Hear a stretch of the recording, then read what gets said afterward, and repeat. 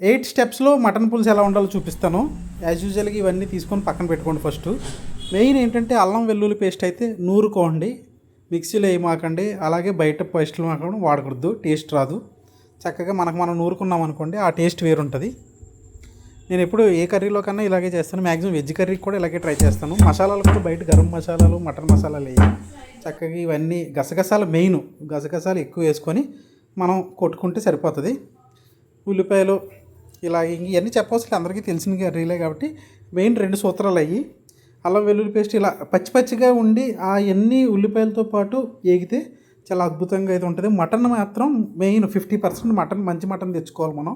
Maximum ఎవరి దగ్గర పడితే వాళ్ళ దగ్గర తెచ్చుకోము, ఎందుకంటే మనకి మటన్ అనేది నమ్మకం వాళ్ళ దగ్గరే తెచ్చుకుంటాము ఎప్పుడూని. సో మీకు మీ నమ్మకమైన ఖాతాలు ఉంటాయి కాబట్టి అక్కడ తెచ్చుకొని ఇది 6వ స్టెప్పు చక్కగా తగినంత మొత్తం అన్నీ వేసుకోండి.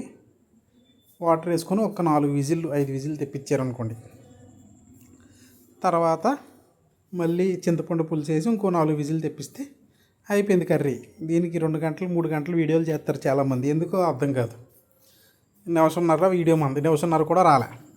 సో ఈ 8 స్టెప్పుల్లో మటన్ పులుసు, గుమ్మగుమ్మలాడే మటన్ పులుసు వేసుకొని అన్నం అయితే అన్నం, ఇడ్లీ అయితే ఇడ్లీ, రాగి సంగటి అయితే రాగి సంగటి.